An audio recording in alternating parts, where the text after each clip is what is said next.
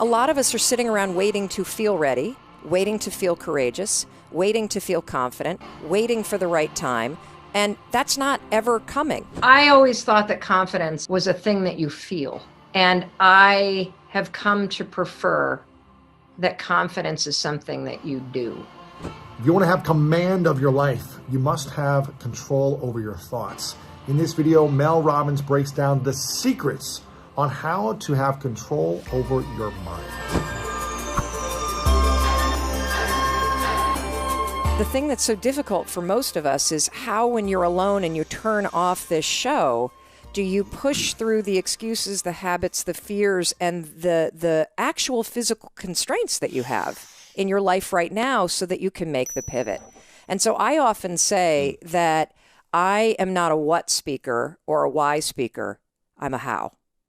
And that there's already incredible information about what you can do and why you should do it. And I find that the place that I get stuck is, okay, well, that's great. And I do a lot of thinking, but how do I get out of here and make it happen? Our thoughts are our biggest killers of our dreams. Totally. They're the biggest killers or our biggest cheerleaders. Mm-hmm. And if we don't know how to really, I guess, I don't know, not manipulate them, but to really hone in on them, then we can have a messed up life. And I've gone through many years of self-destruction growing up just because I didn't know how to manage the thoughts. I didn't know how to, I was never educated on it really, on how to not control it, but I don't know, what is it? What is it? What is it? Yeah, not control it, but what is the word I'm looking for? Well, see, I talk about it this way. So I like to simplify things because it makes it easier for me. I'm almost 50 for crying out loud, and there's only so much that you can remember when you get to be, when he's 33. That's a whole different ballgame. But I think about your brain as being in two modes. Two modes to your brain that you need to know about. There's autopilot. We've all experienced that. You drive to work and get there, and you're like, oh, who drove the car? Oh, my God. I don't even remember driving the car here. Yeah. Well, you did, Lewis. You drove the car. But the thing is that you were in the mode of your brain that's called autopilot. Well, what is autopilot? Autopilot is the interior part of your brain. You'll hear neuroscientists and psychologists talk about the basal ganglia. Very important thing to understand is that there's a part of your brain that its entire job is basically to execute your habits. Habits, big fancy word, means something very simple. Behaviors that you repeat without even thinking about it. When you pull your pants on in the morning, I guarantee you either put your left or your right leg in first. And you have to stop and think about which one it is, don't you? But not when you're putting your pants on. Right, exactly. Because that behavior is what researchers call a habit loop. It gets encoded as a closed loop system right here. Now, the problem for most of us is that half of the day we're on autopilot. And that's not me making a guess. That's what researchers that study habits and study psychology say. That half of your day, you're basically kind of checked out and you're on autopilot. And when you're checked out and you're on autopilot, any behavior pattern that you repeat can take over. And guess what are behavior patterns that we repeat? Thinking patterns. So self-doubt, worry, procrastination, overthinking, analysis paralysis, fear. Those are all thinking patterns that are habits. One of the most important things that I want people to understand is that you're actually not a worrier. You have a habit of worrying. Big difference. You're not a procrastinator. You have a habit of procrastinating. Big difference. And when you understand that any behavior pattern, whether it is a thinking pattern like you doubt yourself all the time, or you get trapped upstairs noodling everything and you can never get started, or whether it's a behavior pattern like you drink too much, or you snap at your kids, or you micromanage your team. Every one of those behavior patterns and thinking patterns can actually be interrupted and replaced using science. Now, let's talk about the second part of the brain. Drive. That's this puppy right here. This is what you want. This is your prefrontal cortex. Drive is the mode where you're in charge of your thoughts, okay? It's where you are fully awake, you are present, and you are driving your thoughts and actions. When you're doing that, your prefrontal cortex is active.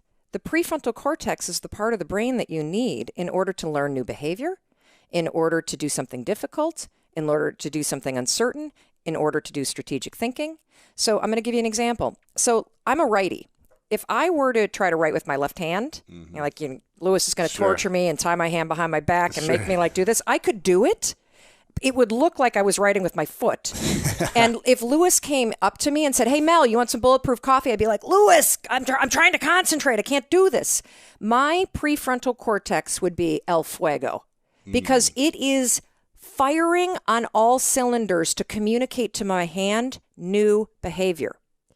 So the thing that's cool about that is that you can use a simple trick. The moment you feel yourself hesitate, the moment you've got one of those moments where you know that you need to, this is that moment that Lewis talks to you about where you got to step outside of your comfort zone and you've got to lean into your passion and you've got to really take some risks and you got to feel the fear and you got to do it anyway. That's the moment where you just woke up and now you got a decision to make. Are you going to drift back into the habits or are you going to awaken your prefrontal cortex and drive forward and focus and do something new? And so the work that I've been doing and speaking about is all about the 5-second rule, which is a trick that I invented by mistake that helps you manually switch, no joke, your brain. It turns off and interrupts the part of the brain that is where all your habits and your behavior patterns are encoded, and it awakens your prefrontal cortex, which in 5 seconds flat allows your brain to help you change. And so, anyway, I love it. I was rambling on and on because you went on this thing about how your patterns can be destructive and nobody teaches us. And that's absolutely right. And what I want everybody to get out of this conversation between us is that you cannot control how you feel. You cannot control what triggers you. And the fact that you may rise up with anger, you may rise up with self-doubt, you may have anxiety, fill your body, but you can always control what you think and how you behave. And we spend way too much time trying to focus on manipulating how we feel about things and not enough time practicing the skills of controlling your behavior and your thoughts. Because if you can control your behavior and your thoughts, then the way you feel will be different. 100%. And a lot of us are sitting around waiting to feel ready, waiting to feel courageous, waiting to feel confident, waiting for the right time. And that's not ever coming, ever. Ever. You're not going to change your life up here. You only change it through action. And so to me, I did this interview with your friend Tom, and we talked about how motivation is garbage, and somebody memed it and went crazy. And so the point that I was trying to make is that motivation is great if you feel motivated, but it's garbage, and it's a losing bet to wait to feel ready. Because your body's not designed that way, and neither is your brain. And so I want everybody to understand that, first of all, you can't control the things that trigger you and the fact that you're going to feel afraid and you're going to feel doubt and you're going to feel uncertain. But you can always interrupt that feeling and take control in the moment and actually shift what you're thinking and shift how you behave. Yeah. And, the bigger the dream, the more fear you're going to have. Even if you Totally. feel like you've conquered the fear of something, in order to grow, you've got to take on some new challenge. And there's going to be uncertainty. There's going to be some stress, or there's going to be some worry, or there's going to be some ego checking, and there's going to be some identity crisis. Yeah.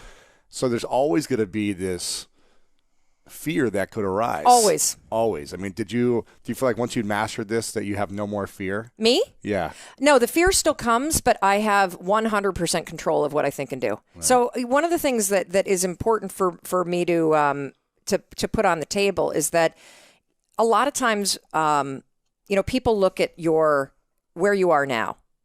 And so they'll see me on television, or they'll see that TED Talk, or maybe you'll be in an audience of 20,000 people in the American Airlines Center, and I'm on stage, and you're like, wow, that chick must have just been more than confident. I hate her. The fact is, that's not at all how I was. When I was 19, I started having crazy panic attacks.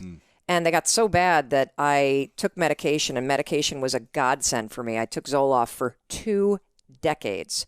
When I had our first daughter, who is now 17 years old, the postpartum depression was so bad that they put me on Ativan, which turns you into a zombie, and I could not be left alone with her.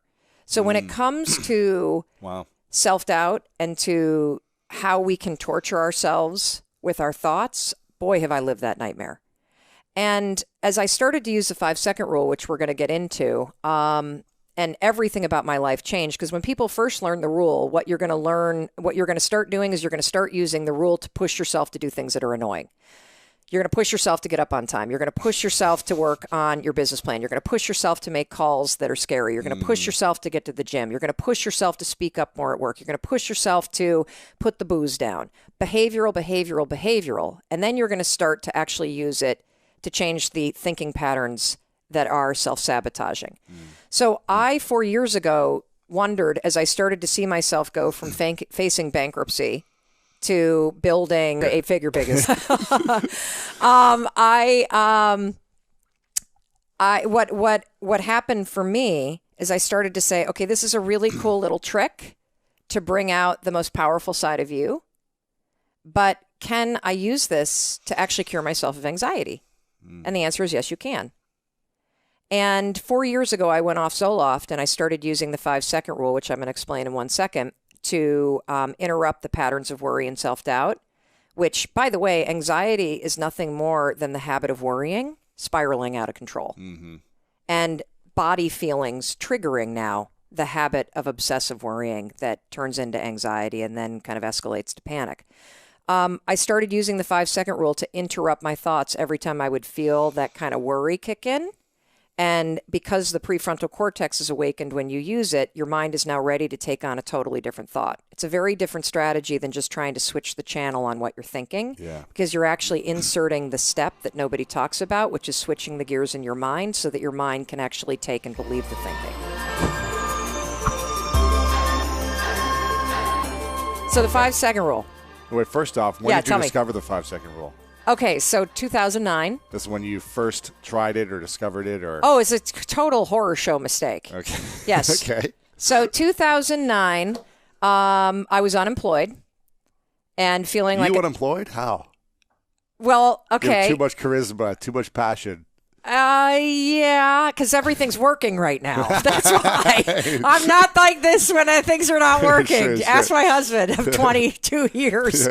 What had happened is I had all these career changes, and I got into the media business, again, by mistake. I had a coaching business, and Inc. magazine was writing an article about coaches, and they featured me in it, and CNBC called. Got it. And that led to me doing some stuff with CNBC, and I spent a year still coaching people and then doing some stuff for CNBC, and then Fox called. And they were interested in having me host a television show. Now, you got to understand, I'm from North Muskegon, Michigan. Mm-hmm. I mean, the media business, Fox, LA. The closest thing I had ever seen to a celebrity, Lewis, was the Muskegon Lumberjacks, the farm team, right? Right. From for the Pittsburgh Penguins. Yeah, the dad, AA team or whatever. Yeah, my dad was the hometown doc for the hockey team there. Right. So I thought, the mayor was a celebrity. Wow, my life's about to change. I'm about to be a celebrity. Wow, we're going to solve all. This is amazing, you know. So I was originally going to be hosting a show for Fox where we were making over small businesses. Nice.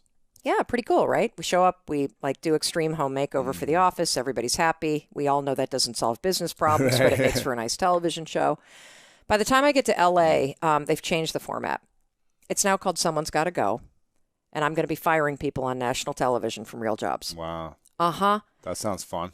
Horrible. Oh, my gosh. Plus, we haven't told the offices that this is what we're doing. Oh, my gosh. So you show up in Act 1, and you've got everybody all like this because they're going to think they're going to get new IKEA furniture and a paint job, and this is going to be the best thing in the world for their small business. Now, meanwhile, I'm a 4th-generation small business owner, so that's like my people.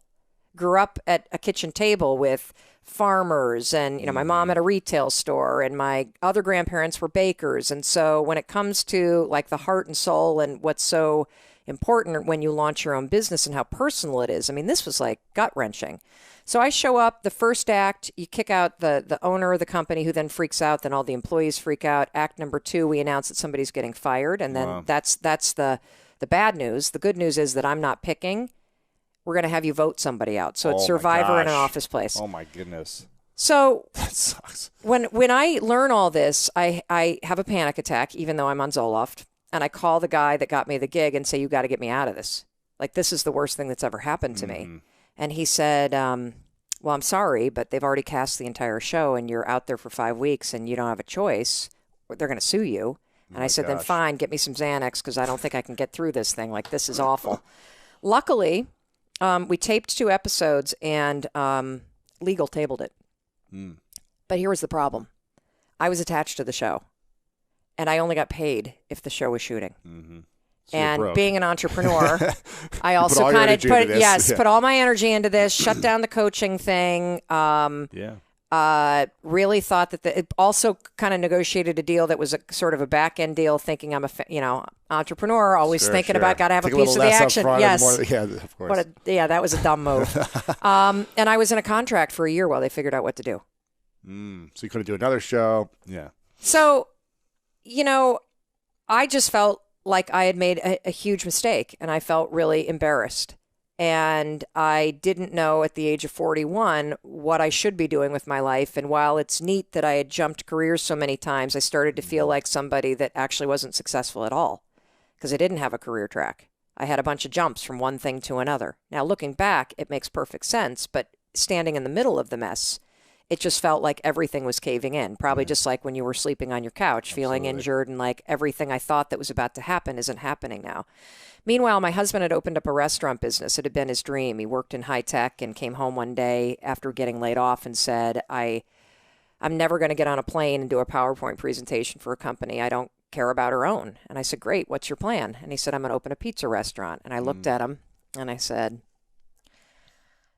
was there a trust fund that was part of this marriage that I was unaware of? Because I'm not quite sure how we're going to get the money. Yeah, exactly. Did someone die? You got an insurance policy? Check? Yes. And he said no. And I then said the most famous lines of our 22-year marriage, Lewis. I looked at him and I said, listen, buddy, inspiration is for strangers. You get your ass back to that job and you pay the mortgage and you forget this dream. You're not going to this. Wow. So because change is scary. Yeah. So we fought and he won.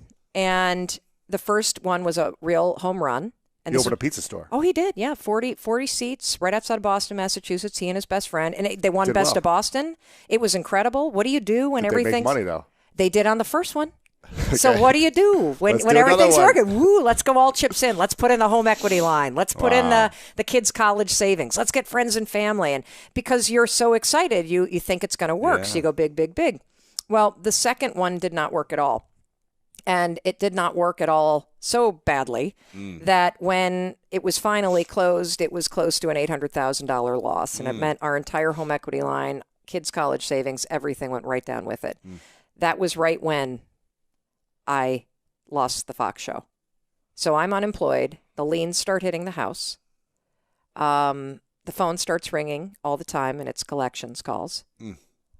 So you unplug the phone. That would stress me out. Well, you just unplug the phone. Oh my that's how you deal with that. But I remember I remember 2 things from that period of my life that were really painful, and one was having to call the town and tell them that we could not afford the $175 for our 6th grader to play soccer, so we needed to pull her out.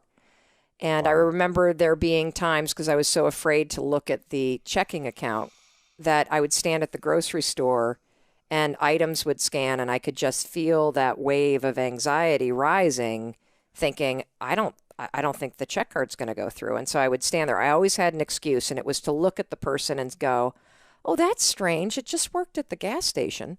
Oh my gosh.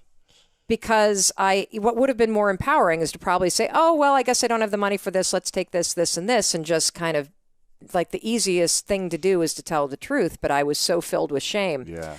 So I started to develop this habit of hitting the snooze button. Because what would happen is the alarm would go off in the morning. And the first thing I would think about is all the problems that we had. And how awfully things had gone off the tracks. You didn't want to deal with them. No, and I also didn't know. I didn't think I could. And this goes back to the feelings. Like you think that you need to feel confident or courageous in order to get started. You don't. You actually just have to start, and that's the riddle of life. That lying in bed, hoping that you wake up some morning motivated to change, that's not the answer. You actually have to learn how to push yourself. You have to learn how to leverage the power of your decisions, and you've got to learn how to take action when you don't feel like it. Because every morning when I woke up, I did not feel confident. I felt like a loser. Yeah. I felt like the world's worst parent. I felt like I had failed at every single turn. I did not know if Chris and I could pull out of this spiral. I did not know if we were going to go bankrupt and lose the house and move from our community. I did not know if our marriage would survive. I knew I wanted it to. And see, this is the knowledge action gap. You can know what you want. You can know what you should be doing. But how do you make yourself do it when the feelings and the motivation isn't there? When all you got is fear? And so every night I would lie in bed and I would say to myself, all right, that's it, Mel. Tomorrow, it's the new you. Tomorrow, you're going to wake up and be motivated. You're going to get up. You're going to exercise like everybody says you should. You're going to meditate. You're going to get those kids on the bus. You're going to screw Fox. You're going to look for a job. You're going to cold call Cox Media, and you're going to do auditions. Come on, girl, let's go. You're going to take a cold shower. Woo! Here we go. And I meant it when I was saying it. Maybe it was the alcohol that was talking, but then I would wake up and I didn't feel any of those things. Mm-hmm. So I would hit the snooze. And I would hit the snooze. Now, why was I hitting the snooze when I knew it wasn't the right decision? I'm going to tell you why. And this is something that I was blown away by when I discovered it. You don't make decisions with your goals. You don't make decisions with your prefrontal cortex. You don't make decisions with logic. Do you know how we make decisions? I didn't invent this. A neuroscientist by the name of Damasio, who does his research in Brazil, who gave an incredible TED Talk and wrote about this forever and ever and ever. We make decisions with feelings. 95% of our decisions are made by how you feel in the moment. And that is the problem. You need to take control of the moment and leverage the power of your decisions and make them up here. Because when I was lying in bed, I wasn't saying to myself, I should get up because that's going to help me start my day right. I was saying, do I feel like getting up? No, you don't. No. Do you feel like making that cold call? No, you don't. Do you feel like doing that third set of reps? No, you don't. Do you feel like having that hard conversation? No, you don't. Do you feel like ending this relationship, whether it's in business or in your life, that is sucking you dry? No, you don't. We make decisions based on our feelings, and that is robbing you of joy and opportunity. And it is blinding you from the fact that how you change your life is one 5-second decision at a time, one push at a time. And if you accept the fact that you may never feel ready and you may never feel motivated and you may never feel confident, you may never feel courageous, and that's okay, but you can still push yourself forward. What happens over time is as you start to see yourself becoming the person that takes action, that you start to see yourself becoming the kind of person that speaks even though your voice is shaking. You're the kind of person that has a bias toward moving instead of a bias toward thinking. Guess what happens? You build the skill of confidence and courage. And so what happened for me is I was stuck, Lewis. I was so stuck. We were heading straight for divorce. We were heading for bankruptcy. I knew I wanted to change things. And so one night I see this commercial. This is the stupidest story on the planet, but this is what happened. I see this commercial. And, again, I also was drinking too much. I probably had a couple Manhattans in me. Sure. That's my drink. I'm from the Midwest, just like you. Yeah. All right, little Manhattan there, little bourbon. And there was a rocket ship launching. On a commercial. Yeah. And I had this instinct, this innovation, this disruptive idea, right? Oh, my God, Mel. That's the answer. Tomorrow morning, you're going to launch your ass out of bed like a rocket ship. You're going to move so fast, you can't even think about your problems. Dumb, right? Mm-hmm. Totally dumb. See, it's like, this is the dumbest idea I've ever heard. I cannot believe I have this chick on my podcast. No, I understand it. You got to get moving first. Yes. That's the thing. You just got to wake up at 6 a.m. or whenever it is and go into the gym. And when you're in the gym, you're going to start moving the first weight. Yes. And then you'll start moving the second weight. Actually, people use the 5-second rule at the gym because you know how much time people waste at the gym standing around thinking about the next thing? Probably 70% of the time. 5, 4, 3, 2, 1. So the next morning the alarm goes off and nothing had changed in my life. I woke up to the lien on the house, the fighting with Chris, the unemployment, the lack of confidence, the lack of courage, the whole thing. But I did something I had never done before. I went 5, 4, 3, 2, 1, just like NASA. I actually counted. And then I stood up And I was like, what the hell just happened? Uh-huh. What? That is the dumbest thing I've ever heard. The next morning I used it again, it worked. The next morning I used it again, it worked. And then I started to notice something, and this is one of those things. So we have an 11-year-old son who has dyslexia. And when they finally diagnosed him, it was as if, of course, it was as if, like, how could we have possibly missed this? Are we the worst parents in the world? I mean, the kid can barely write. He can't cut his food. He doesn't read. Like, no wonder he doesn't do team sports. It was right under our nose. And what I'm about to tell you is right under everybody's nose.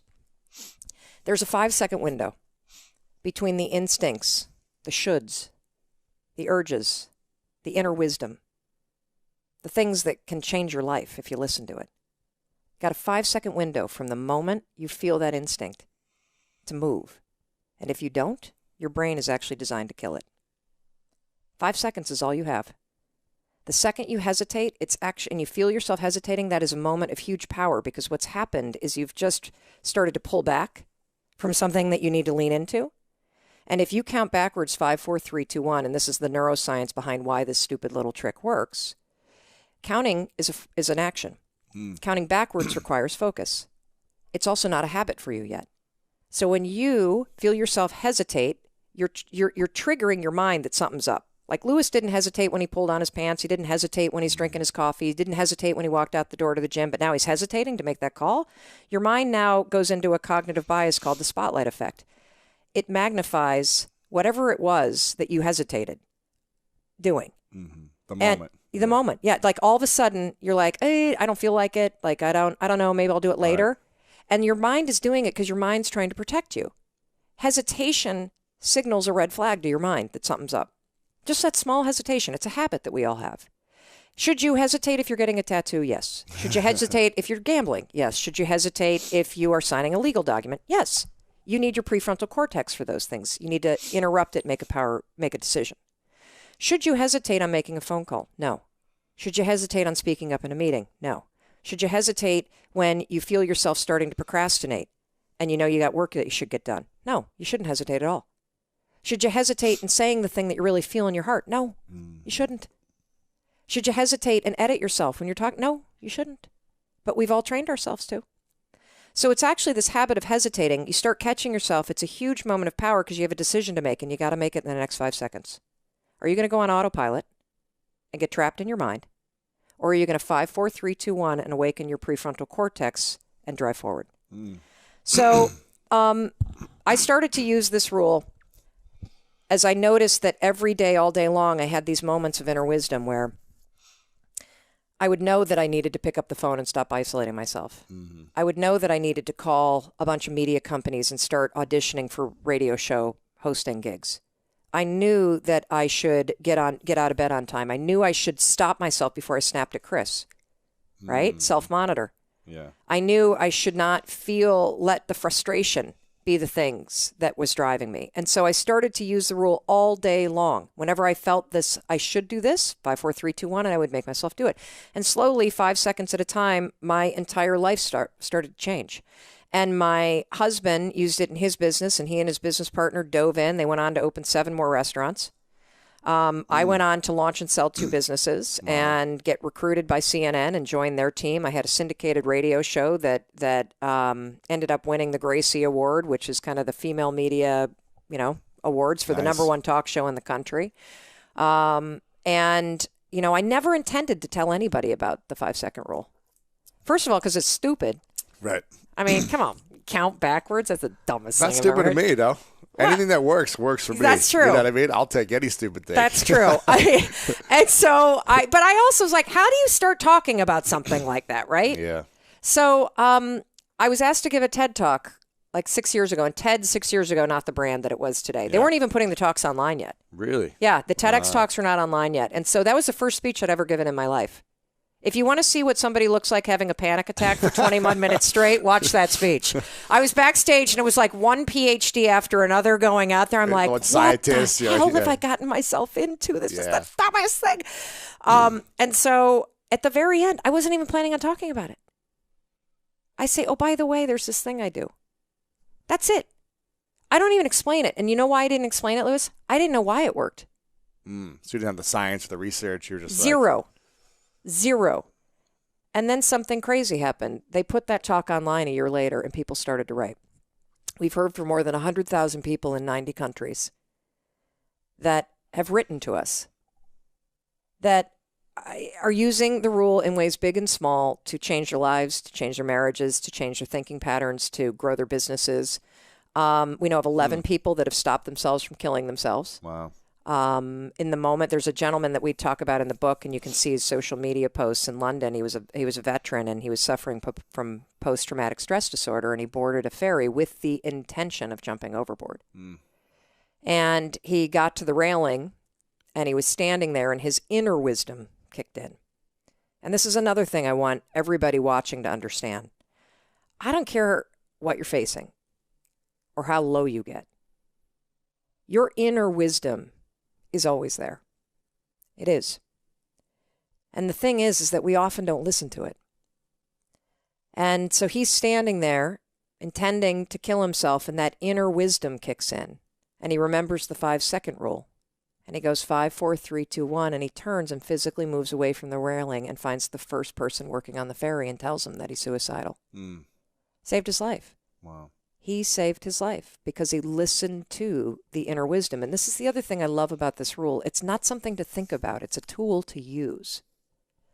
So the part of the problem with a lot of the advice that I've found, for me personally, is that a lot of advice is all about kind of doing mental battle. And if I go upstairs, I'm behind enemy lines, and I tend to get hijacked. Right. So I love this tool because 5, 4, 3, 2, 1 interrupts those patterns. It actually prompts the part of the brain that I need in order to change.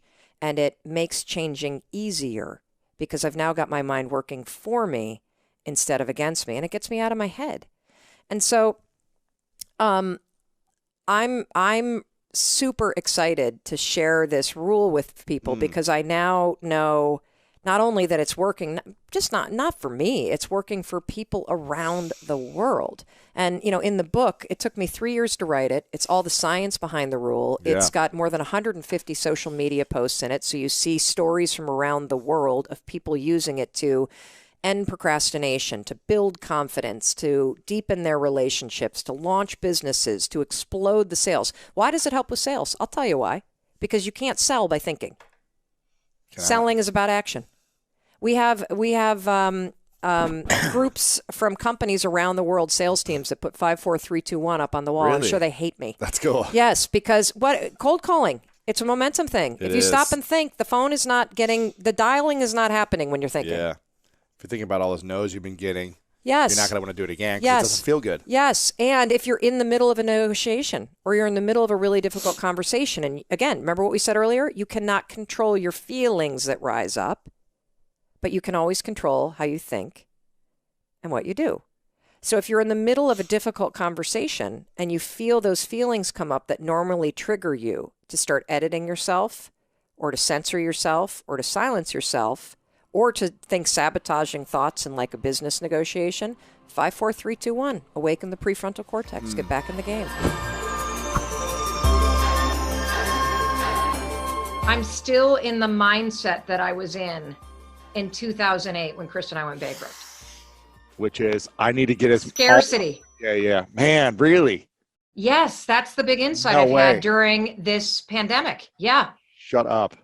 Shut up. We're going to talk about it. No, I'm just saying shut up because that's crazy to hear you say that. If you get into a situation where you nearly lose everything, and look, I know you've been on your sister's couch, you've been down and out, you've had to reinvent yourself. We could be the reinvention twins, the two of us. We could be.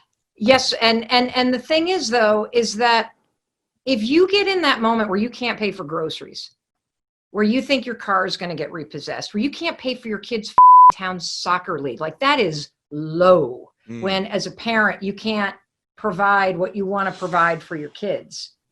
You don't ever want to be in that situation again. And so when I started to claw my way out of that, Lewis, and I started making money and Chris started getting his restaurant business back on the rails, I mean, we were still $800,000 in debt. It was 3 years worth of trying to make the ends meet. And when I gave that TEDx talk in 2011, I had been, that was 3 years after I discovered the 5-second rule. I had a full-time job with benefits, and we were still massively in debt. There were still liens on the house. And after that TEDx talk, which is what launched the speaking business, as people started to book me and I started making money, I was like a squirrel with a freaking nut, man. A dollar came in, I'm like, put it away, put it away, put it away, put it away, put it away. And every time a speech came, you know what everybody said as I started to explode on the speaking circuit is, oh, speakers get hot. You're going to be the hot speaker in, 2017, and then take everything you can get. And I just they're said on to yes. the next speaker. Yeah. And so I figured I was just a fad. And so I said yes to everything. And I have become addicted to being busy. And it is driven when I'm present from making an impact. But if I'm honest, it is mostly driven from that mentality from 2008, the fear that this could all disappear. Wow. We both went through our own, I guess, identity shift and dream death or ego death in 2008 with me from football and you with your career and everything. To give people context, because I'm just going to roll with this from what you just shared. Mel Robbins has been a friend of mine for years. You've come and spoke at the Summit of Greatness. You've been on the show a few times before, and you've exploded in the last 4 years, really, with everything you've been talking about, from speaking to the 5-second rule to the Mel Robbins show, which was a big hit. But then, in the middle of pandemic, that dream just ended, and we're talking about, a big revelation for you, which is scarcity. And this is something we teach all the time, to be in abundance and don't have a scarce mindset. But you're saying that you feel like you've been in scarcity still for the last 3 years. Yeah. Like in some way, obviously abundance of like, I can do everything, but in some way you felt. Yeah. There have been modes where I've said yes to things, Lewis, because I've been afraid that all of my good fortune would disappear. And if I had to take a look at one of the biggest lessons from the pandemic that COVID-19 created, I call it the Great Pause, where all of us were forced to take a gigantic pause from our everyday life. And I need to qualify what I'm about to say by also saying that we have not lost a family member. We have not had the, we don't have anybody. My dad is retired, so we don't have an essential worker at a hospital or a grocery store. So I am speaking about the impact of COVID-19 without having lost a loved one. And so the Great Pause that basically had my talk show end abruptly. We got 5 minutes notice. We're told to evacuate CBS Broadcast Center. And all of a sudden, it was over. 139 people, no goodbyes. Oh my goodness. 175 shows, no thank yous. We finished taping. I walked into the control room. My executive producer, Mindy Borman, turned to me and said they found COVID in the building. She started tearing up. Everybody, this has been remarkable. It's a wrap. We are the last show in the building. CBS let us finish taping. They're sealing off the building. I literally ran up in the middle of a show. Yes, no. This was March 11th, and we had already stopped down audiences, and so I ran upstairs to the apartment in CBS, which was like our green room. I grabbed everything that was possibly not nailed down. Don't tell Sony I took a bunch of the blazers. And, I'm still a farm girl from the Midwest at heart. Grab them, go. Who's going to know that they're missing? And so and that was it. I mean, it was so awful because it felt like the biggest dream of my life, which was to host a daytime syndicated talk show and give advice to people 5 days a week on television who had no access to therapy, didn't have the time for personal development, make it entertaining, accessible. My whole dream, boom, in 5 minutes flat, done, no completion, disruption. That was it. And then 2 days later, Houghton Mifflin, which was my publisher for my next book, started laying people off, and they called me and said, we need to cancel the book contract. No, I did not. Yeah, they did. And then, well, in their defense, Lewis, I was a year late in delivering. Okay, the yeah. So manuscript. if you would have done it on there's that. time, yeah, it'd have been out. Yeah. Okay. Yes. You had a talk show to do. Dyslexia strikes again. Exactly. So Wow. and then it started to be like, this speech is canceled, and this speech is canceled, and this speech is canceled. And basically, once Microsoft announced that there were no events happening until June 2021, the speaking business, at least the corporate speaking business, is basically on hold for in-person events for over a year. And in a matter of a week, I saw my entire runway shut down. And what's so interesting is you and I have both, in 2008, like so many of your listeners, the first recession just rocked my life to rock bottom. And when rock bottom hits, you don't have to hit with a thud. Oftentimes when you hit bottom, you bounce. And that's where I think the power is, that when the world feels upside down, you always have the power to make it right. When one chapter ends, you always have the power to write a new one. When, you feel like nobody loves you, you have the power to learn how to love yourself. And if there's one thing that COVID-19 has done, regardless of whatever devastation it has caused in your life, is it has forced us all to experience the great pause. And I read that in a Medium article, and I loved that idea of a pause, because I think in 2020, our lives have gotten so fast and so digital. And when you are forced to pause and get present and to slow down, you are reminded of what's actually important. And what's important is your health. What's important is your family and your friends. What's important is whether or not you are taking care of yourself and thinking positive thoughts versus negative thoughts. The world gave us a gigantic experiment where we got to practice and get to continue to practice the most important skill on the planet, which is emotional resilience, the ability to face hard and actually be okay, the ability to face the uncertain and redirect your attention on things that you know that are certain.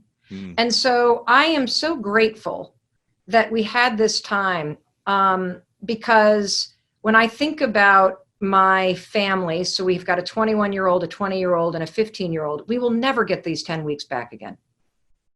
It was a gift. As much as our two daughters who are in college were complete when they got home, it was a gift. Yeah. And the other thing is, for that generation, by the way, for them to learn, the generation where everybody gets a trophy, that the things that you love can be taken away like that. That there are things in life that are way more important than your prom or rush. Or graduation. Or graduation. Not to say that you don't deserve to mourn those things, but the perspective check that you got from COVID-19, and it really hit home because one of our daughters has a very close friend in college whose dad died, who's my age, and no prior conditions, nothing. And I think when change hits and it's personal, that's when the perspective shift comes. And so between COVID-19 and the fight for social justice that we're seeing with the Black Lives Matter movement and all of the protesting going on, it's been a really remarkable moment of time if you pause for a minute and you reflect on the opportunity of this moment. What is the opportunity? The opportunity is to unlock the power that's inside you to create a better future for yourself, for your family, for your body, for your mind, for your spirit, for this country, for this world, for your community. Yeah. I always talk about, since I experience many breakdowns, whether it be a physical breakdown or relationship breakdown or family breakdowns, I feel like in order for us to really see clearly, we need to break down in a big way. It's hard to make big changes when things are good or when they're so-so.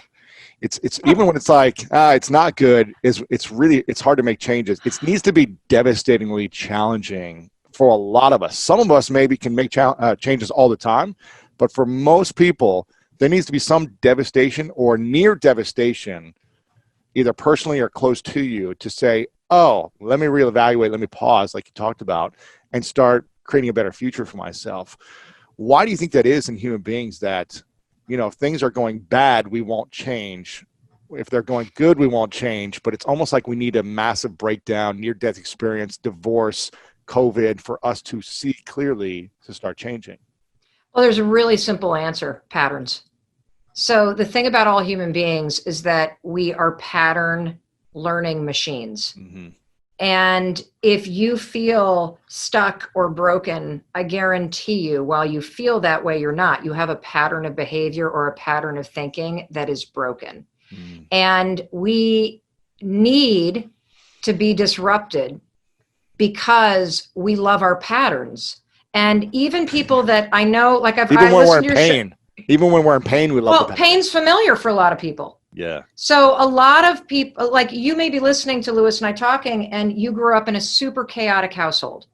Maybe your parents argued all the time. Maybe your dad or mom were in and out. Maybe there was a lot of fighting. Maybe there was actual abuse. I don't know what was going on, but it was chaotic as hell. And so as an adult, you have vowed to yourself, you are not going to repeat that pattern.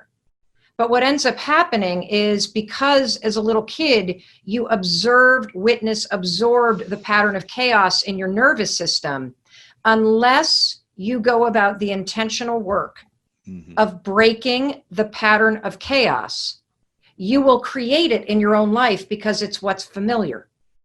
You won't understand. Why do I keep dating these assholes? Why do I go to these bosses that treat me like crap? Because you don't know what it feels like to be in a relationship with either a boss or a romantic partner or a roommate that is consistent. Because for the first 18 years of your life, you lived in a state called, when's the next shoe going to drop? Right.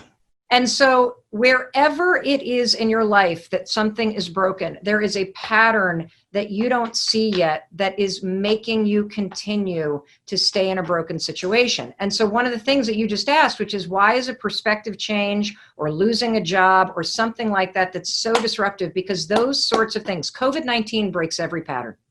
Yes. Black Lives Matter. Yep. Yes. Black Lives Matter breaks patterns of thinking that you weren't even aware that you had about privilege or being anti-racist, or what your Black colleagues and friends and relatives deal with on a day-to-day basis. And so having a breakdown is one of the biggest things on the planet, because what you get is you get a break from your own bullshit, and you can look objectively at where you are, and for the first time look ahead and say, well, what do I want to go create? And 9 times out of 10, if you're discouraged right now, if you've got financial devastation, if you're facing something that is making this moment in time as hard for you as life was for Lewis and I in 2008 during the last recession, I beg you, ask yourself honestly if what you had is actually what you wanted. The thing that you just lost, that job that you bitched about all the time, that relationship that was bad to you, yes, or the friends you can't hang out with because it's convenient and you're in quarantine. Like, actually ask yourself if this is what you wanted, or were you just used to it? Being used to something, Lewis, I think is the biggest reason why people don't change.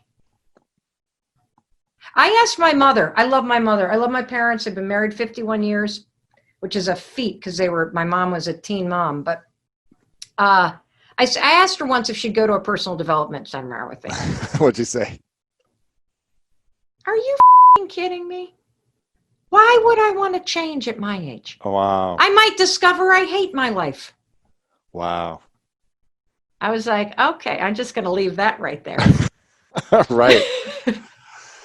I mean, I think being used to what you have. I mean, I even our son is, so I'm here in Vermont at my mother-in-law's place, and our son is going to go to high school in Vermont. And so we're going to kind of split our time back and forth between my mother-in-law's place and our place in Boston, because God knows what business is going to be like. And, you know, why would you need an office after COVID-19? Right. Another amazing thing to realize.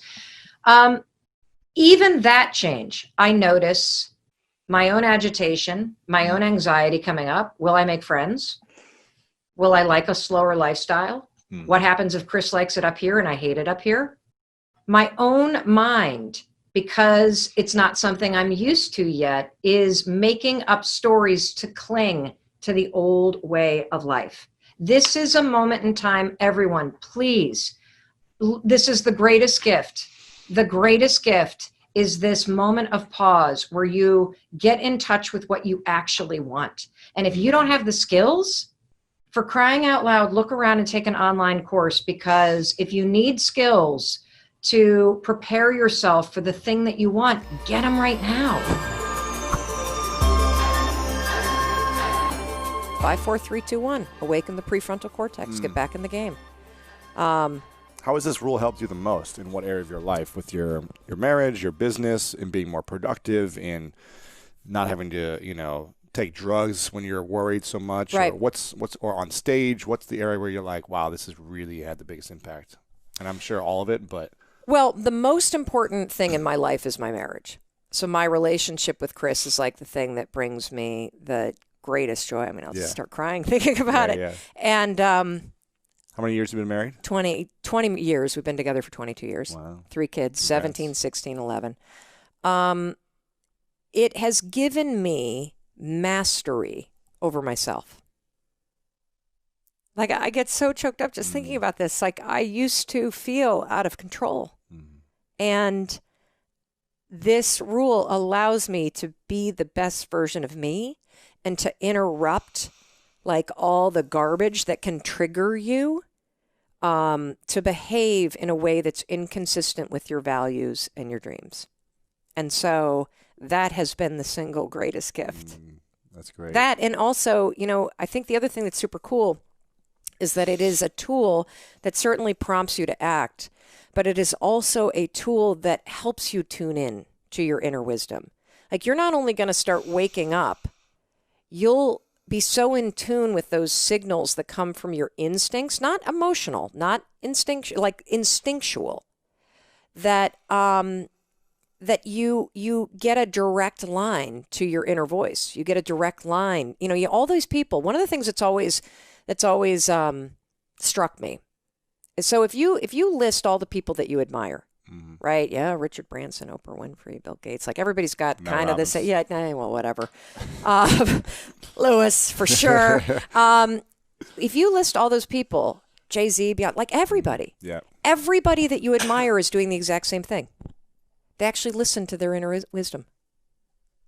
They have figured out how to tune out the critic up here and trust the instincts. And, you know, I have this saying about confidence that I've only recently kind of stumbled into as I've been digging into more research around the science of confidence and the skill of confidence. Because a lot of people think that confidence is a personality trait. It's not. It's actually a skill that you build through action. And a lot of people think confidence is a state of belief. It can be, but that's not where it begins.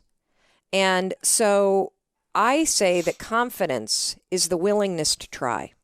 That's all that it is. Knowing that you may succeed or survive, but you'll still try. And to me, all those people that we admire most, that's what they're doing. They have the ability to tune into those instincts that are true for them. Because the fact is, there's only one you. That's it. And you matter because there's only one you, and there's only ever going to be one you. And your instincts and your experiences and your inner wisdom is a gift to the world. And every time that you tune it out because of the habit of hesitating or the habit of self-doubt or the habit of worrying or the habit of overthinking, you are robbing the world of that gift that you have to give to everybody. And you can use this simple, stupid, silly tool to train yourself to not only hear it, but also to develop the skill of courage to act on it. Powerful. And is there any area of your life where you feel like you lack courage still? I'll admit it's kind of easy. I think we all kind of go through those moments where you feel like you're behind. And I think social media is both an incredible tool, and it can also be one of those triggers that makes you feel like, look at how many followers this guy has. And like, I'm like so tiny compared to this guy right here. Like, it's easy to use technology and social media not for inspiration, but actually as a way to bash yourself that you're not doing what other people are doing. Comparison and or whatever. Yes. And so I think that I use the rule a lot for patience. I notice that my insecurity rises up because right now, look, I did a ridiculous number of speeches last year. I travel way too much. I don't want my life to look like that. It's a champagne problem. I get it. Yeah. But I also have 3 kids in a marriage that I love, and I really feel depleted when I'm not with them. And so I'm practicing patience as I make an intentional pivot in the kind of business that I'm running so that I have more of a life that I want as well. Yeah. So that's one area. I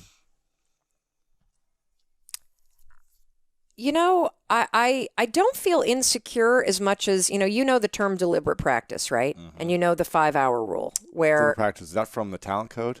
Well, the deliberate practice is actually a psychological principle. I think it was in a book called The Talent Code, but yeah. Oh, yeah? Okay. Yeah. Well, it's a psychological principle that, and the 10,000-hour rule. I mean, deliberate practice is in sports. Yeah, so deliberate practice is this idea that, you could do 10,000 hours at anything and become an expert at it, but the way to do it faster is to do deliberate practice, which means you're practicing with the intention of improving, and there's a feedback loop. Yeah, so you do 2,000 hours as opposed to 10,000. Correct. Right. Like, for example, if you want to become an expert at guitar, learn scales. Don't just sit there for 10,000 hours and play the same song. Right. If you learn scales, you get the finger dexterity and the muscle memory and the neural pathway development. By the way.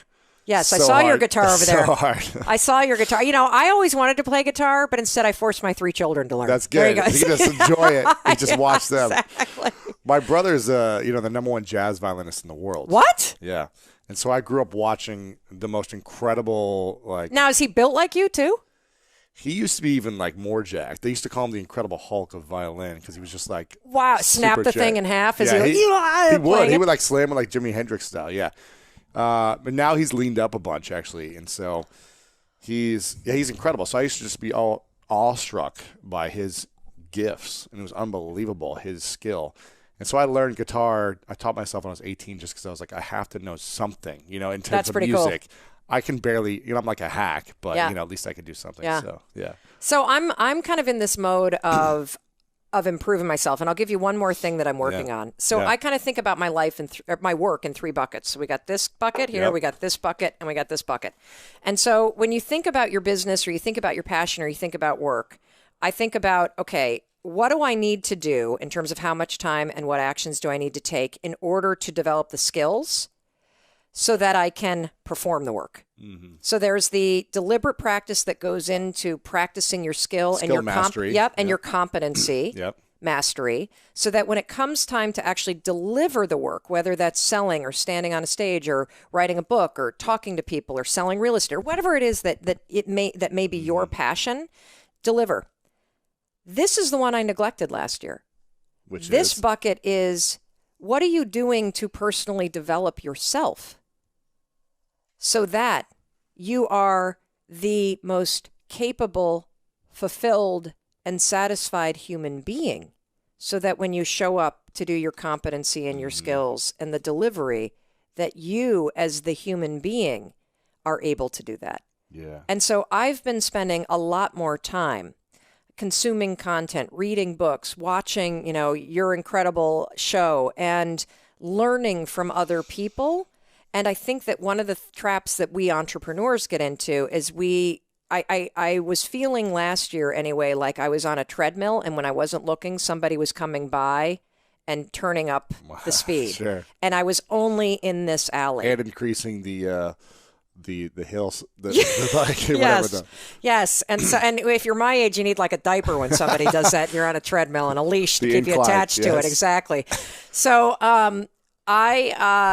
I've been focusing a lot on this, and it's been interesting because you and I were talking earlier too about you going to India and some of the stuff that you learned in terms of the different states to be in. And I use one where I pay attention to where I'm feeling depleted versus where I'm energized. And here's the thing. You can be doing things that are really hard that energize you. You can be doing things that are really scary that energize you. The same is true with things that deplete you. There are things in your life that are really easy for you.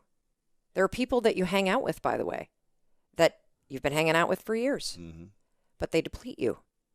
And so I've been starting to become more deliberate about how I distance myself from things that deplete me and how I spend more time and energy either doing or pushing myself to do those things that actually energize me. And this gets back to your message around passion, right?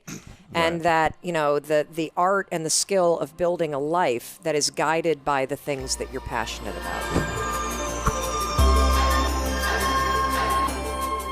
I also know that as I set out to write down what I want to do, there's so much freaking fear that I have. Why is that? Because I still feel like I'm not worthy. I feel like I don't deserve it, like it's old. And I think that's the other thing about patterns, everybody, is just because you identify, and for me as a kid, for whatever reason, I have my own version of feeling invisible and feeling like I'm not good enough. And so my way of coping both with my anxiety and being a survivor of sexual abuse and wanting love, which we all need, is I was like an overachiever. And so I'm the kind of person that's super busy and a go-getter because it got me attention. And if I was the one that was super busy and achieving, I not only got praise, but it also insulates you from other people not picking you because you're the one in a leadership role doing the picking. Right. And so there's a part of me at the age of 51 that is realizing that, you know, these feelings of feeling unworthy and this hyper drive to try to achieve, it's all coming from a place of feeling inadequate or like what I'm doing is not enough. And Still, so that's at 50, having the talk show, having a best-selling book, having the Audible originals, having the platform everywhere, having the impact, it still don't feel, being the most booked female speaker in the world, like you still don't feel. It's so stupid. It's annoying. And human beings are annoying. We are stuck with this wiring. Like if you think about it, like all of the crap you believe is probably a hangover from age 0 to 10. That as adults, we walk around thinking the same stuff we thought as kids. And I can't stand that I feel that way, but knowing it, it allows me to catch it before it stops me from having an event or writing that next book or taking a risk. What do you think the biggest fear is?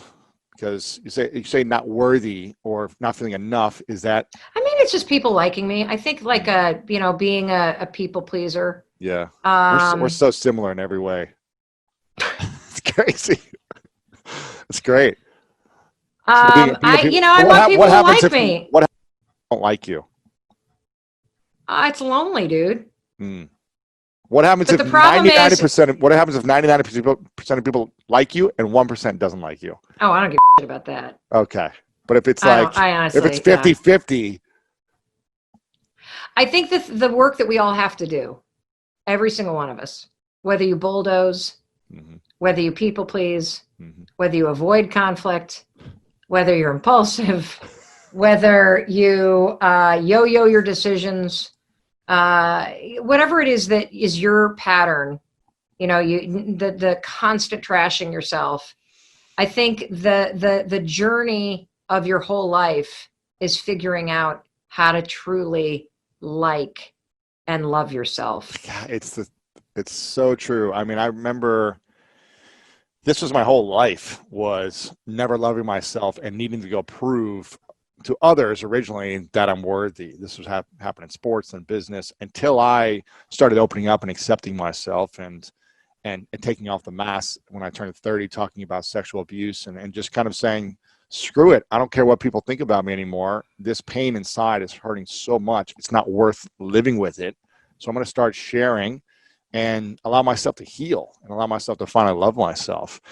And it's so funny that we could just write a book with 2 words that says love yourself. And that's all the book needs to say, because a lot of us never remember to love ourselves, remember to acquire skills, which are important, remember to love other people, remind ourselves to take care of our health. But if we don't love ourselves internally, if we don't think we can give ourselves a hug because we're not deserving of it, then none of this stuff is going to matter, to the point of we're always going to need to do more to feel something. Right.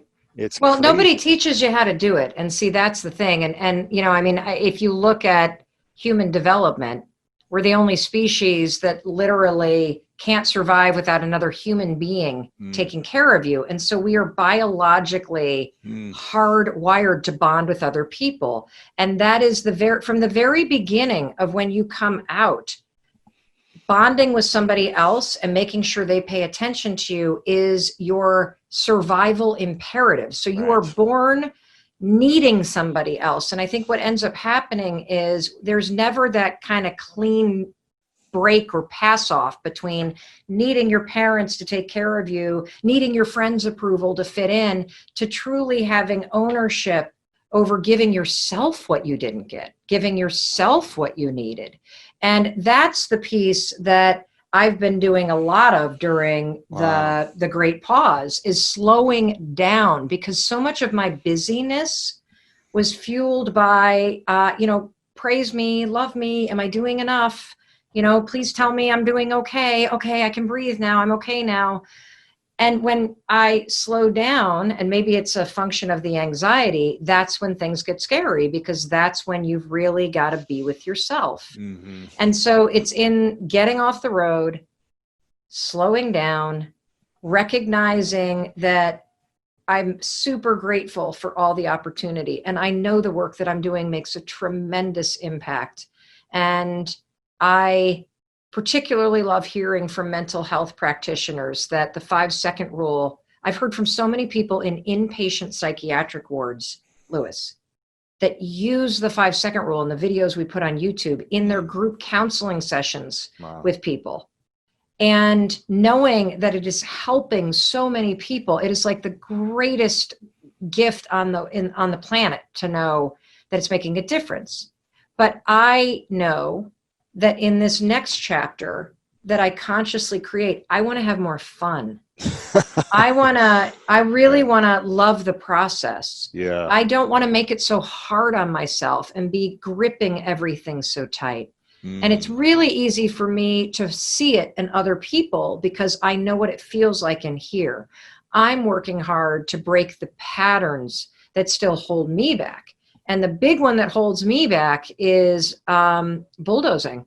It's literally when I start to feel any level of tension. This is particularly true in my marriage. I'm married to a saint. Thank God Chris Robbins meditates every morning. It's the only reason why we've lasted 26 years.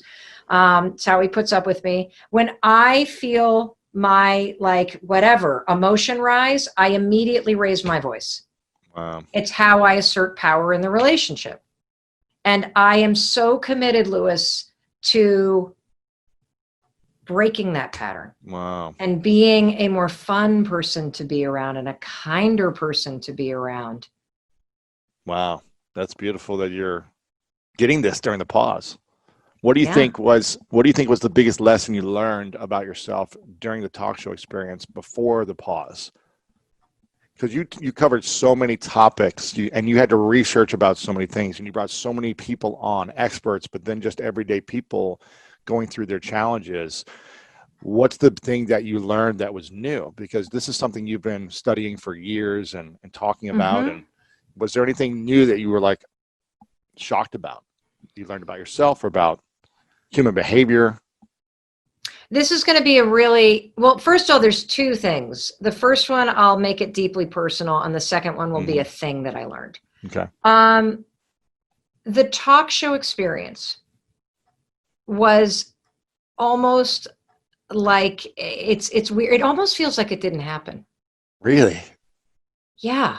It was your Maybe whole it's life for like 2 years. Yeah, but 175 shows. It was super intense. It was almost a spiritual experience because I had dreamt about it for as long as I could remember. And I stepped onto that talk show set with such a level of mastery. And the reason why I had a level of mastery is because I could look backwards at my life and see that I had been heading to that moment for my entire life. That the ability to create trust and take a complicated amount of information and get down to the human connection immediately, that began back in 1994 when I was a legal aid attorney doing criminal defense work in New York City. My ability to understand what victims of domestic violence go through goes all the way back to 1986 through 1988 when I was a crisis intervention counselor volunteering on a domestic violence hotline. Wow. My ability to read a teleprompter had to do with being at CNN. My ability to work 18-hour days was a function of the reality TV show world. My ability to relate to somebody who had lost everything was a function of what Chris and I had gone through. My ability, like just everything all of a sudden was like, and it's why I can say with such urgency that you have to have faith that this is happening for a reason, that this is leading somewhere. And if you only just stay awake and you pay attention to what your body's trying to tell you in those moments when you have a signal come up. How do you think we heal trauma if we don't have the resources to go to therapy or do workshops or whatever it may be? Even if we do have resources, we don't have the courage to put ourselves out there. How do we start to heal trauma within our body? Excellent question. So we did a whole project for Audible Original called Take Control. That was all about, the thesis was this: any area of your life that you're stuck, I am willing to bet everything I have that you have a trauma pattern from your past that you've never healed. You got a boss that is abusive, guarantee you this has to do with a trauma pattern from your past. You can't succeed in the areas you want. You can't lose the weight. There's some pattern from your past. So the first thing is recognizing that you actually experienced trauma. And I am a huge proponent, as so many people are, of widening the definition, because I think up until about 5 years ago, most of us thought that trauma just meant, okay, you were in active duty, or you were in a huge accident or incident that was highly traumatic, or you survived some sort of physical, sexual, whatever abuse. Trauma is just about any kind of experience that you witness or you absorb that has your nervous system light up on edge and start warning you. So if you've ever had, you could have a critical parent and you just brace for them. You could have a parent that drinks like crazy and you brace at 5 o'clock because you know they're coming home. You could have been abandoned by a parent, or have a parent that was mentally ill, or have a parent that was so on your ass because they wanted you to be a pro football player. And so you were constantly on edge. It's when your nervous system fires up to a state of alert that now gets programmed into your body as a response. There's a reason why so many couples at 5 o'clock at night start bickering. And it has to do with the fact that at 5 o'clock is typically when a lot of parents 20 years ago were coming home from work. And that's when the arguing would start. And so what happens when you witness that or you feel it is, as a kid, you're now in a state where you're on edge. Wow. I see you rocking in your chair. Wow, that's crazy. Well, I mean, I just remember, it's funny. There's a lot of good things that usually happen to our childhood, but we just seem to remember a lot of the bad stuff. And it's because it's, why, right? Because the trauma just in your nervous system, Yeah. I guess. And also your mind is wired in a way to prioritize the negative as a means to keep your ass safe For protection, from not yeah. experiencing it. Correct. Which is So, why you got to work on yeah. your positive mindset, I because your know. mind defaults to negative. So you got to build up the programming to positive. This Exactly. isn't just woo woo. This is actually science, people. I know. So I remember, you know, the memories of the past. I always have to remind myself of all the positive stuff that, you know, my parents did all the time and what they were going through and giving them grace and all these different things. But I remember, you know, when my dad would get home, you didn't know what type of day it was going to be for him. You know, it was like either a thunder coming through the wooden floors with his wooden shoes and like being angry and upset, or it was like the loving father that would take me out and play catch in the backyard. So I have to constantly remind myself of like the positive, which I'm certain it was 90% of the time was good, but Yeah. those 10% of the time, you know, creates that clinching mode, like you said. Well, let me explain what happens. So there's a really interesting concept called ghosts in the nursery. And so trauma patterns get automated because they're not experienced in your brain, they're felt in your nervous system. And so it's why you can have a pattern from your past, but be completely unaware that it's running your life right now, because it's stored not in your conscious thought, but in your nervous system. And you feel it in your body before it even gets into your head. And so there's this concept called ghosts in the nursery, which basically means there's all kinds of that goes on when you're little that you may or may not remember in your mind, but your body remembers it. So for example, if you had parents that were just stressed out and they come home and they've been busy and you're sitting there playing on the floor and there's toys everywhere, and mom or dad's reaction to a mess is to scream, that creates this kind of thing in your nervous system. Now, you may not remember that episode that happened on May 17th, 1972, but your nervous system remembers what it's like. So fast forward, you're now 51 years old and you walk in the house and there's a mess everywhere. And even though you have said, I'm not going to bulldoze and yell at anybody, my body recognizes the situation. So what do? You repeat the pattern you saw. And so what I'm working on right now is a pattern that is encoded in my nervous system. I was trying to create a video 2 days ago for Share the Mic now. Trying to create a video, and I'm like doing take after take because I want to get it right. And my daughter comes waltzing into the room and was like, how long are you going to be doing this? And I was like, can't you see that I'm working? I literally like screamed at her. And she looked at me, Lewis, and she goes, you have a real problem. Wow. How old is your daughter? 20. And I said, I calmly said, you're right, I do.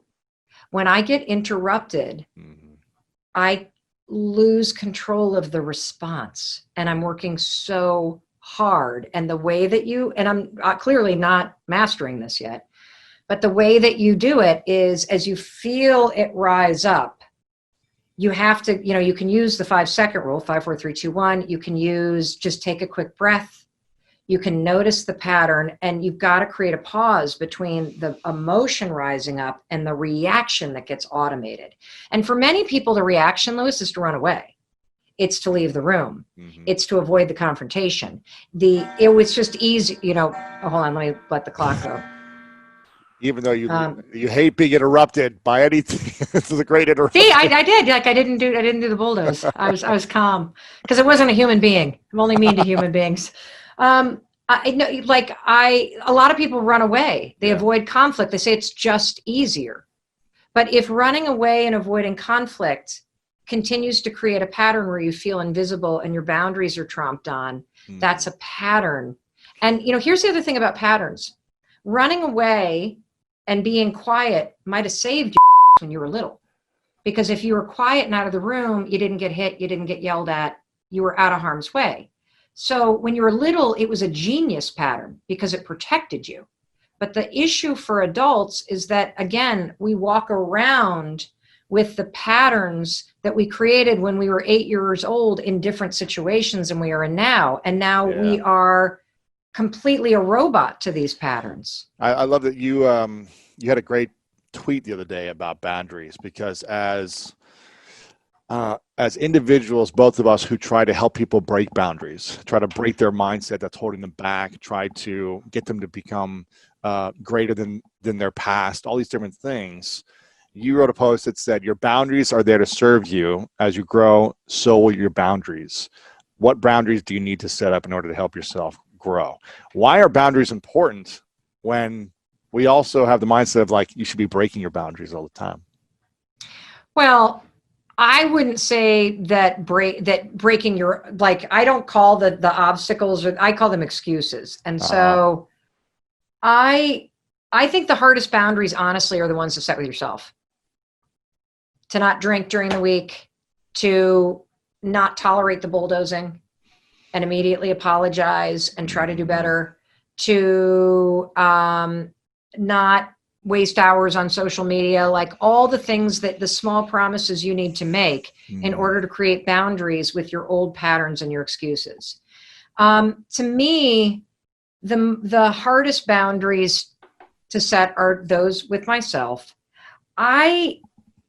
What was the question again? Breaking, we encourage people to break boundaries. They feel like they're limited, but you talk about your boundaries are there to serve you. So obviously it's a different type of boundary, but so here's the thing. What boundaries do you need to help yourself to protect yourself, and which ones do you need to grow past that are holding you back? I think that the definition with boundaries that has helped me the most is understanding that boundaries are for me, they're not for you. And the single biggest mistake that we make in any relationship, particularly romantic ones, but also work-related ones, is we do not express what we need. That's so true. My girlfriend was telling me this the other day. She's like, I really want you to tell me what you need and when you want it, and feel comfortable and confident saying it. And for me, I go back into trauma of past, like when I used to say what I want and need and it didn't get met, I'd get let down, my expectations, I'd get hurt. So I was like, screw it, I'll just do everything on my own, which leads to resentment or whatever else. Yeah, how's that working out for you? It's like, so Lewis, that's an example of 8-year-old Lewis created a pattern that worked when you were 8. Yeah. But now that you're in your 30s and in a relationship that you really care about, you've got to identify the pattern and break it and replace it. And the good news is any pattern can be replaced. Yeah. Change isn't personal. It just feels personal. Change is just about identifying patterns and replacing them with new ones. That's it. And it'll take a little while because they're encoded in your nervous system, and your default is to just do it yourself. But you cannot, as a rule, punish other people for you didn't communicate. Right. So I'll give you the perfect example. So Chris and I have been married for 24 years. And when I was before the talk show, and I made my living mostly by, doing 100 speeches a year, I would be on the road 150 days a year. And when I would come home, there was always something that pissed me off. Like what? Like, the trash isn't taken out, the clothes are here, or is it something else? Oh no, I'm way worse than that. Are you kidding? I would walk in after being gone for 5 or 6 days, and there on the island in the kitchen was a vase that had dead flowers. The ones that I had bought for myself a week before. And it was as if everybody in my family had been walking around the island for 6 days as if there was some dead flower sculpture in the middle of the island. And so I would come home, and first of all, the only person that's really excited to see me is a dog. And my family did sit me down at one point and they said, you realize when you're not here, we have our own lives. So you don't put your lives on hold while, for us, and we're not putting our lives on hold. So it's not that we're not excited to see you, but we're not organizing our whole lives around when mom comes home. Right. Which is actually really good. To be like the dog, excited and running up and jumping in your arms and kissing you. Yeah. Yeah, no. But I think that's cool because that means that they're independent and doing their own thing. They've set boundaries. They've set boundaries with me. Perfect. So for probably 6 months, I would get pissy and I would walk in and put my bags down and I'd grab the flowers and I demonstratively, how many times has everyone done this? Throw them out loudly, like, are you everyone hears my you. Communication? Yeah, I'm getting my communication, just throwing these dead flowers out, communicate to you that you should buy me flowers. Like, I'm not saying that, but that's what the body language is, right? How dare you? I have been off. I've been in 4 cities, and then you become a mart. Like, ugh, I'm disgusting when I tell this story. But this is it. This is like, so. Well, I see you've got some lovely flowers behind you that look alive, so that's good to see. Oh, that's nice. So, Lupin. So, I do love flowers. So finally, I just said to Chris, you know what would make me feel amazing is if when I came home, you had just bought some flowers. Just go to just when you're at the grocery store. It doesn't, you don't have to order, like I'm saying, buy the $5 pack of half dead tulips, just something. Okay. And then he said, why? And this is the most important part of expressing. And look, you don't have to give an explanation if you're trying to like cut off a toxic person. But if you want to express boundaries with somebody because you want them to understand you more deeply, give them the why. I said, because it makes me think that you are excited for me to come home and that you knew I was coming because I'm starting to feel forgotten. So underneath the anger, Lewis. Wow. Was hurt and feeling like I didn't matter.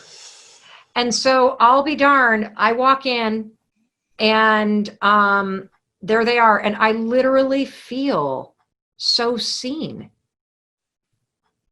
And, you know, the other thing to do is, and like another thing for us too, is like Chris and I learned on my talk show because Chris was on it and we did a show all about men and what men think and the secrets they keep. Oh, and wow. I learned for the first time that my husband prefers to have sex in the morning. I think a lot of men do. I didn't know that. Well, see, I didn't like it because I don't like bad breath in the morning. But my girlfriend says the same thing. My girlfriend says the same thing. But I'm like, why didn't you tell me? And the reason why is because we're so funky about asking for what we need. We're so afraid of getting rejected or denied or whatever, or being vulnerable in that moment. But the greatest thing that you can do is ask for what you need. Your friends need to know what you need. Your lover needs to know what you need. Your kids need to know what you need, because then they can show up in a way where you feel seen, and then they're gonna feel incredible. Yeah, and you can't expect people to know what you need, or them to know what you need by communicating it through anger and this frustration of, whatever, like you throwing away the flowers. That way of communicating also is extremely unhealthy. I'm to blame there as well. And I think that's not a healthy way of creating love within a relationship, whether it's a friend, a family member, or a loved one. But here's the thing. You want to know why? Let me let everybody off the hook. Yeah. Because here's the reason why this happens. And this is what I want everyone to know what we're up against. So, Lewis, as you and I sit here talking about the flower thing, right? And you got to communicate your boundaries. As we're having this conversation, we are present and we're using the thinking part of our brain. When I walk into the kitchen, I am not thinking. Yeah. I am in the emotional, traumatic, nervous system, robot part of my body. And that's where your feelings and your triggers take over. Yeah. And if you can start to identify the bulldozing, the anger, all that stuff, you will literally change your whole life by just changing 1 or 2 patterns. The other thing, and you asked me about the talk show. The single greatest gift of the talk show content-wise is something called the word wheel. So I don't have it right here, but if you Google word wheel or wheel of emotions, you will find that if you ask somebody, name as many emotions as you can. Most people can name 3: happy, sad, angry. There's literally like 113 of them. From disgusted to hopeless to, and if you start with a core, this thing allows you to start with a core emotion and go out. Because back to the flower example, I was expressing anger. That's not what I was feeling. I was feeling invisible and forgotten. And so the word wheel is something that we used several times a week to help people go from the thing that they are expressing to the root. communicating what you're feeling, which is a lot like the work that you wrote about in your book around wearing masks. Getting to the root of the core emotion you're feeling but not expressing. And that gets back to the pause thing. What have I seen? That I am busy. That I am so, have you ever wanted something so bad that you become paralyzed? Yeah. I so want to end the mental pain and suffering that people feel. I so want to help people heal their minds and to have the power to create a better future. And I get so overwhelmed by how much I want to see that happen in the world, that sometimes I become paralyzed. And what happens for me a lot of the time is I feel insignificant in my ability to move the needle on that. Yeah, because there's billions of people who are struggling. Yeah. And it's like, what do you do to make the maximum use of your time, to make the maximum impact, and to also create resources to create more impact? I get that. I yell at my husband to buy me flowers. That's what I do. I get the feeling. And if you want to learn how to become happier in your life, then make sure to check out this video right here.